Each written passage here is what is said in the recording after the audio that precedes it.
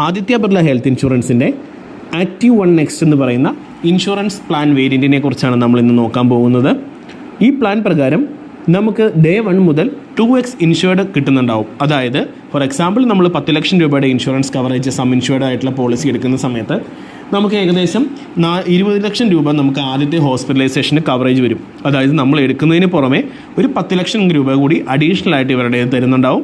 ഈ 10 ലക്ഷം രൂപ നമ്മൾ അഡീഷണൽ കിട്ടുന്നത് ഉപയോഗിച്ച് തീർന്നിട്ടുണ്ട് എന്നുണ്ടെങ്കിൽ നമുക്ക് ബേസിക്കലി ആ പ്ലാനിൽ എത്രയാണോ നമ്മൾ സം ഇൻഷുർഡ് ആയിട്ട് വരുന്നത് അത് നമുക്ക് അൺലിമിറ്റഡ് ടൈംസ് നമുക്ക് യൂസ് ചെയ്യാനായിട്ട് സാധിക്കും. അൺലിമിറ്റഡ് ടൈംസ് എന്ന് വെച്ചിട്ടുണ്ടെങ്കിൽ ഒരു ഹോസ്പിറ്റലൈസേഷൻ ആയിരിക്കും പരമാവധി തുക 10 ലക്ഷം രൂപ നമുക്ക് കവറേജിലേക്ക് വരുന്നത്. ദെൻ അടുത്ത ഹോസ്പിറ്റലൈസേഷൻ നമുക്ക് വരുന്ന സമയത്ത് വീണ്ടും 10 ലക്ഷം രൂപ വ്യത്യാസമുണ്ടാവും.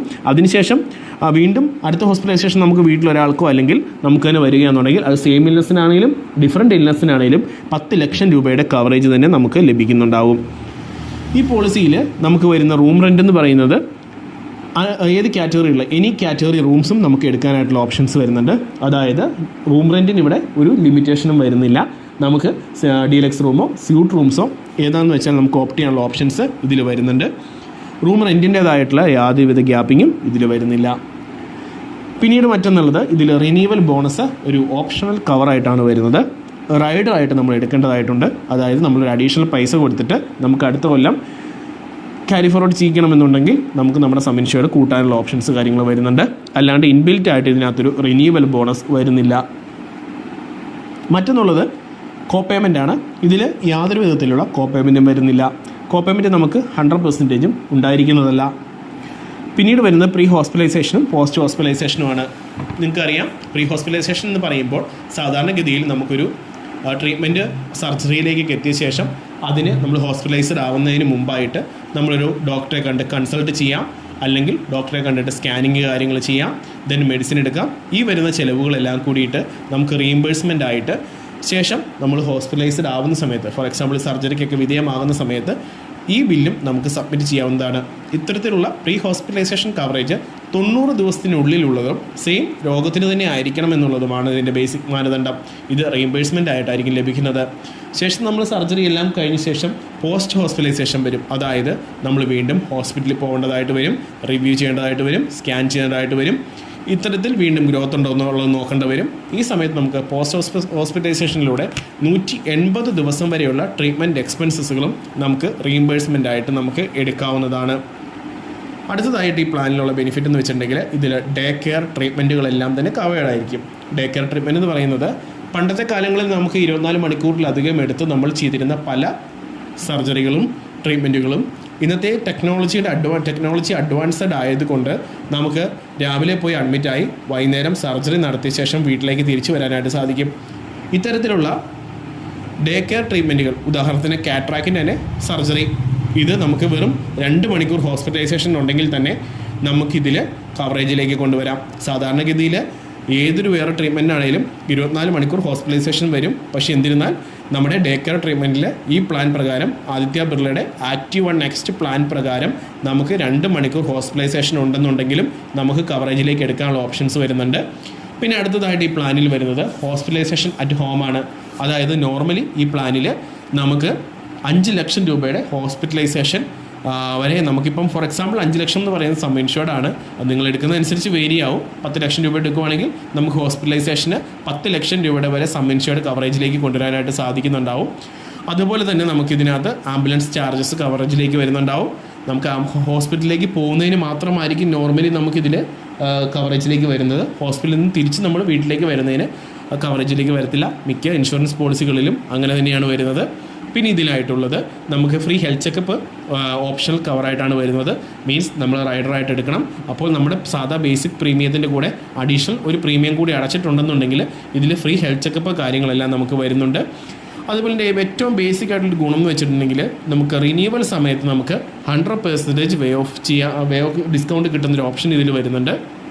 അതായത് ഡെയിലി നമ്മളൊരു 10,000 സ്റ്റെപ്പ് വെച്ച് നടക്കുന്ന വ്യക്തിയാണെന്നുണ്ടെങ്കിൽ നമുക്ക് ഒരു കൊല്ലത്തിൽ നമ്മളത് കംപ്ലീറ്റ് ചെയ്യാന്നുണ്ടെങ്കിൽ നമുക്ക് 100% വരെ വേ ഓഫ് കിട്ടാനുള്ള ഓപ്ഷൻസും ഇതിൽ വരുന്നുണ്ട്. ഇനി അടുത്തായിട്ട് നമുക്ക് ഇതിനകത്ത് ആയുർവേദ, യോഗ, യുനാനി, സിദ്ധ, ഹോമിയോപ്പതി തുടങ്ങിയ ട്രീറ്റ്മെൻറ്റുകൾക്കും കവറേജ് ലഭിക്കുന്നുണ്ടാവും. ഇത്തരം ട്രീറ്റ്മെൻറ്റുകൾ നമ്മൾ എടുക്കുന്നത് ഒരു ഗവൺമെൻറ് റെക്കഗ്നൈസ്ഡ് ആയിട്ടുള്ള കൺസേണിൽ നിന്നായിരിക്കണം എടുക്കേണ്ടത്. ഇത്തരത്തിൽ എടുക്കുമ്പോൾ തന്നെ നമുക്ക് നോർമലി അതൊരു സുഖചികിത്സകൾക്കോ കാര്യങ്ങൾക്കോ ഒന്നും ആവാനായിട്ട് പാടില്ല. ഡോക്ടർ പ്രിസ്ക്രൈബ്ഡ് ആയിട്ടുള്ള ഒരു ഡിസീസിന് വേണ്ടിയിട്ടുള്ള ട്രീറ്റ്മെൻറ്റ് ആയിരിക്കണം നമ്മൾ എടുക്കേണ്ടത്. ഇത് റീഇംബേഴ്സ്മെൻ്റ് ആയിട്ടായിരിക്കും നമുക്ക് നോർമലി ഇതിൽ കവറേജിൽ കാര്യങ്ങളിൽ വരുന്നത്. പിന്നെ ഇതിൽ നമുക്ക് നോർമലി വരുന്നത് ഓർഗൻ ഡോണർ കവറാണ്. അതായത് ഇപ്പോൾ എന്തെങ്കിലും ഒരു ഓർഗൻ ഫെയിലിയർ ആയിട്ടുണ്ടെങ്കിൽ നമുക്ക് മറ്റൊരാളിൽ നിന്നും നമ്മളിലേക്ക് എടുത്തിട്ട് അത് വെക്കേണ്ട സമയത്ത് നമുക്ക് നോർമലി ഇതിൽ നമുക്ക് ആ ഒരു ട്രാൻസ്പ്ലാന്റിനുള്ള ഹാർവെസ്റ്റിംഗ് കോസ്റ്റ് എന്ന് പറയും. അദ്ദേഹത്തിൽ നിന്ന് നമുക്ക് എടുക്കുന്നതിനുള്ള സർജറി കാര്യങ്ങൾക്കുള്ള മാത്രം ചിലവ് നമുക്കിതിൽ കിട്ടുന്നുണ്ടാവും. ദെൻ ഇതിൽ നമുക്ക് മെറ്റർനിറ്റി കവറേജുകളൊന്നും തന്നെ വരുന്നില്ല. ഇനി അടുത്തതായിട്ട് നമുക്കിതിൽ എന്തൊക്കെ തരത്തിലുള്ള റൈഡേഴ്സ് ഉണ്ടെന്ന് നോക്കാം. അതായത് നമുക്ക് അഡീഷണൽ ആയിട്ട് എടുക്കാൻ പറ്റുന്ന എന്തൊക്കെ തരം റൈഡേഴ്സ് ഉണ്ടെന്ന് നമുക്ക് നോക്കാം. അതായത് ഈ പ്ലാനിൽ ആദ്യത്തെ റൈഡർ എന്ന് പറയുന്നത് കുമുലേറ്റീവ് ബോണസ്, അതായത് നമുക്ക് വരുന്ന അടുത്ത കൊല്ലത്തേക്ക് ക്യാരി ഫോർവേഡ് ചെയ്യുന്ന ബോണസുകൾ അധികം ലഭിക്കുന്നതിനുള്ള സൂപ്പർ ക്രെഡിറ്റ് എന്ന് പറയുന്ന ഒരു റൈഡറാണുള്ളത്. ഇതിന് നമ്മൾ സാധാരണ ബേസിക് പ്രീമിയത്തിനോടൊപ്പം അഡീഷണൽ തുക കൂടി കൊടുത്ത് ഓപ്റ്റ് ചെയ്യേണ്ട ഒന്നാണ്. സെപ്പറേറ്റ് പേയ്മെൻറ്റ് നമ്മൾ ഇതിൽ കൊടുക്കണം. ഒന്നും കൂടി പറയാം, അഡീഷണൽ പേയ്മെൻറ്റ് ഇതിൽ കൊടുക്കേണ്ടതായിട്ടുണ്ട് ഈ പറഞ്ഞ റൈഡേഴ്സ് എല്ലാം എടുക്കുമ്പോൾ.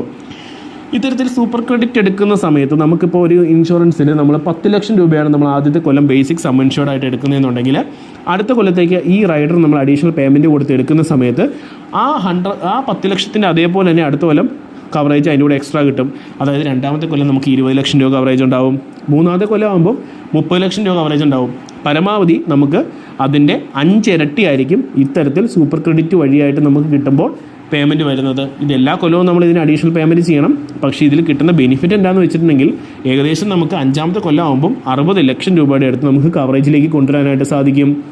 പിന്നെ അടുത്തതായിട്ട് ഇതിൽ വരുന്നത് ക്ലെയിം പ്രൊട്ടക്റ്റ് ആണ്. നോർമലി നമുക്ക് യൂസ് ചെയ്യുന്ന ഗ്ലൗസ്, മാസ്ക്, PPE കിറ്റ് തുടങ്ങിയ സിറിഞ്ച് തുടങ്ങിയ സാധനങ്ങൾക്ക് ഹോസ്പിറ്റലിൽ നോർമലി നമുക്ക് കവറേജിലേക്ക് കിട്ടുന്നുണ്ടാവില്ല. എന്നാൽ ഇത്തരത്തിലുള്ള റൈഡർ ഇതിന് അഡീഷണൽ ആയിട്ട് പേയ്മെൻറ്റ് കൊടുത്ത് എടുക്കുകയെന്നുണ്ടെങ്കിൽ, നമ്മുടെ പ്രീമിയത്തിനോടുകൂടി എടുക്കുകയെന്നുണ്ടെങ്കിൽ നമുക്കതും ഇതിൻ്റെ കവറേജിലേക്ക് കൊണ്ടുവരാനായിട്ട് സാധിക്കും. അതുപോലെ തന്നെ നമുക്കുള്ള പ്രീ എക്സിസ്റ്റിംഗ് ഡിസീസുകളെല്ലാം തന്നെ കവറേജിലേക്ക് കൊണ്ടുവരുന്ന നമ്മുടെ reduction in pre existing disease waiting period എന്ന് പറഞ്ഞ ഒരു റൈഡർ കൂടി വരുന്നുണ്ട്. അതായത് നമുക്ക് എക്സിസ്റ്റിംഗ് ഇൽനെസ് ഉണ്ടെങ്കിൽ പല രോഗങ്ങളെയും നമുക്ക് 2 കൊല്ലവും 1 കൊല്ലവുമാക്കി മാറ്റാനുള്ള ഓപ്ഷൻസ് ഇതിൽ വരുന്നുണ്ട്. ഇനി ഡ്യൂറബിൾ എക്യുപ്മെൻറ്റ് കവറേജ് എന്ന് പറയും. അതായത് നമുക്കിപ്പോൾ വെന്റിലേറ്ററൊക്കെ യൂസ് ചെയ്യേണ്ടി വന്നിട്ടുണ്ടെന്നുണ്ടെങ്കിൽ നമുക്ക് അതിനും ഒരു എക്സ്ട്രാ പേയ്മെൻറ്റ് എടുത്തിട്ടുണ്ടെങ്കിൽ കുറച്ച് പ്രൊഡക്റ്റുകൾക്ക് വെന്റിലേറ്റർ എക്സ്പെൻസ് അങ്ങനെയുള്ള കാര്യങ്ങൾക്ക് നമുക്കിതിലേക്ക് കവറേജിലേക്ക് കൊണ്ടുവരാനായിട്ട് സാധിക്കും. ഇനി അടുത്തതായിട്ട് ഒരുവിധം എല്ലാവർക്കും ആവശ്യം വരുന്ന ഒന്നാണ്, ഒരുവിധം ഇന്നത്തെ കാലത്ത് എല്ലാവരും യൂസ് ചെയ്യുന്ന ഒന്നാണ് ക്രോണിക് കെയർ എന്ന് പറയും. അതായത് ഇതിൽ ബേസിക്കലി നമുക്ക് കുറച്ച് രോഗങ്ങൾ വരുന്നുണ്ട്. ആസ്മ, BP, കൊളസ്ട്രോൾ, ഡയബറ്റിക്, ഇത്തരം രോഗങ്ങൾ, ഒബിസിറ്റി, അതുപോലെ തന്നെ CAD, COPD ഇത്തരം രോഗങ്ങൾക്ക് നോർമലി നമുക്കുണ്ട് എന്നുണ്ടെങ്കിൽ, അതായത് ഇത്തരം രോഗങ്ങൾ പോളിസി എടുക്കുന്നതിന് മുമ്പായിട്ട് നമുക്കുണ്ട് എന്നുണ്ടെങ്കിൽ ഇത്തരം രോഗങ്ങളുടെ വെയിറ്റിംഗ് പീരീഡ് നമുക്ക് 31ാമത്തെ ദിവസത്തിലേക്കാക്കാം. ഞാൻ ഈ ലിസ്റ്റിൽ പറഞ്ഞ രോഗങ്ങളുടെ മാത്രമായിരിക്കും ഇതിൻ്റെ വെയിറ്റിംഗ് പീരീഡ് കുറയുന്നത്. ഇത്തരം രോഗങ്ങളുടെ വെയിറ്റിംഗ് പീരീഡ് നമ്മൾ നോർമലി 31ാമത്തെ ദിവസം തൊട്ടിട്ട് സ്റ്റാർട്ട് ചെയ്യാനുള്ളൊരു ഓപ്ഷൻ വരുന്നുണ്ട്. ഇതിന് നമുക്ക് വരുന്ന എക്സ്പെൻസസ് എന്ന് വെച്ചിട്ടുണ്ടെങ്കിൽ നമുക്ക് നോർമലി അതിനൊരു റൈഡർ ഉണ്ട്. ആ റൈഡർ ക്രോണിക് കെയർ എന്നാണ് ഇതിൻ്റെ പേര് പറയുന്നത്. ഇത് നമ്മൾ അഡീഷണലി വാങ്ങണം. ഇത്തരം റൈഡുകൾ ഓപ്റ്റ് ചെയ്യുമ്പോൾ നമുക്ക് നോർമലി നമ്മുടെ പ്രീമിയത്തിൻ്റെ ബേസിക് പ്രീമിയത്തിനോടൊപ്പം തന്നെ ഇതിൻ്റെ വില കുറയുന്നുണ്ടാവും. ഇനി നമുക്ക് കുറച്ച് ഡിസ്കൗണ്ട് റൈഡർ എന്ന് പറയും. അതായത് നമുക്ക് കുറച്ച് വേണമെങ്കിൽ റൂംസിൻ്റെ കാര്യത്തിലൊക്കെ നമ്മളൊരു കോംപ്രമൈസിലേക്ക് വരികയാണ്, ഷെയർഡ് റൂമിലേക്ക് നമ്മൾ മാറാമെന്നുണ്ടെങ്കിൽ, അതുപോലെ തന്നെ നമുക്ക് പ്രിഫേർഡ് പ്രൊവൈഡർ നെറ്റ്വർക്ക് ഉണ്ട്. അതായത് നമുക്ക് ഇതിൽ ടൈപ്പ് ഇല്ലാത്ത ഔട്ട്സൈഡ് ഹോസ്പിറ്റലിൽ പോയിട്ടുണ്ടെങ്കിൽ അങ്ങനെ കുറച്ച് കാര്യങ്ങൾക്കൊക്കെ നമ്മൾ കുറച്ച് ബെയർ ചെയ്യാമെന്നുണ്ടെങ്കിൽ ഇതിനകത്ത് നമുക്ക് പ്രീമിയം കുറയ്ക്കാനുള്ള ഓപ്ഷൻസും ഇതിൽ നോർമലി വരുന്നുണ്ട്. പ്രീമിയത്തിൻ്റെ തുക നമുക്ക് ബേസിക്കലി ഈ പറഞ്ഞതുപോലെ ബേസിക് പ്രീമിയം പ്ലസ് റൈഡേഴ്സും കൂടെ കൂട്ടിയുള്ളൊരു എമൗണ്ട് ആയിരിക്കും നമുക്ക് ഫൈനലി വരുന്നത്. ഇനി ഇതിൽ കുറച്ച് വെയിറ്റിംഗ് പീരീഡും അതുപോലെ പെർമനൻറ്റ് എക്സ്ക്ലൂഷൻസും വരുന്നുണ്ട്. നോർമൽ വെയിറ്റിംഗ് പീരീഡ് എന്ന് പറയുന്നത് സാധാരണഗതിയിൽ നമുക്ക് വരുന്നത് ആദ്യത്തെ 30 ദിവസം എല്ലാ വിധത്തിലുള്ള ആക്സിഡൻറ്റുകളും മാത്രമായിരിക്കും നമുക്കിതിൽ കവറേജിലേക്ക് വരുന്നത്. എല്ലാ വിധത്തിലുള്ള ആക്സിഡൻറ്റുകളും അതുപോലെ തന്നെ ഇപ്പോൾ നമ്മൾ വീട്ടിലോ അങ്ങനെയൊക്കെ വീണിട്ടുണ്ടെങ്കിലുള്ള ആക്സിഡൻറ്റ് കാര്യങ്ങളെല്ലാം നമുക്കിതിൽ കവറേജിലേക്ക് വരുന്നുണ്ടാവും. ദെൻ നമ്മൾ 30 ദിവസത്തിന് ശേഷമായിരിക്കും നമുക്ക് ഇനിഷ്യൽ വെയിറ്റിംഗ് പീരീഡ് കഴിഞ്ഞ ശേഷമായിരിക്കും നമുക്ക് സീസണൽ ഡിസീസ്, ക്രോണിക് ഡിസീസ്, അതുപോലെ തന്നെ ക്രിട്ടിക്കൽ ഇൽനെസ് ഡിസീസ് ഇവയ്ക്ക് എല്ലാത്തിനും തന്നെ നമുക്ക് നോർമലി ഇൻഷുറൻസ് കവറേജ് കിട്ടുന്നത്.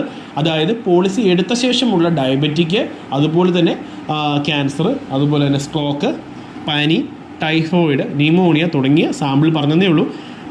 അനേകം രോഗങ്ങളുണ്ട്. ഇത്തരം അനേകം രോഗങ്ങൾക്ക് നമുക്ക് കവറേജിലേക്ക് വരുന്നത് 30 ദിവസത്തിന് ശേഷമായിരിക്കും. ചില രോഗങ്ങൾക്ക് നമുക്ക് സ്പെസിഫിക് ഇൽനെസ് എന്ന് പറയും. അത്തരം രോഗങ്ങൾക്ക് നമുക്ക് നോർമലി കവറേജിലേക്ക് വരുന്നത് 2 കൊല്ലമായിരിക്കും. അതായത് ഓരോ പോളിസി അനുസരിച്ച് മാറുന്നുണ്ടാവും ഈ സ്പെസിഫിക്കിൻ്റെ ലിസ്റ്റ്. ബേസിക്കലി ഇതിനകത്ത് വരുന്നതെന്ന് വെച്ചിട്ടുണ്ടെങ്കിൽ ഹെർണിയ, പൈൽസ്, വെരിക്കോസ് വെയിന്, കാറ്ററാക്ക്, നീ ജോയിൻറ്റ് റീപ്ലേസ്മെൻറ്റ് ഇങ്ങനെ തുടങ്ങിയ ഒരുവിധം രോഗങ്ങളുണ്ട്. ഇത് നിങ്ങളുടെ പോളിസിയിൽ നിന്നും പോളിസി വേഡിങ് എന്ന് പറഞ്ഞ ഒരു കാറ്റഗറിയിൽ നോക്കുകയാണെങ്കിൽ നിങ്ങളുടെ പോളിസിയെ സംബന്ധിച്ചിട്ടുള്ള A to Z കാര്യം നിങ്ങൾക്ക് അറിയാവുന്നതായിരിക്കും.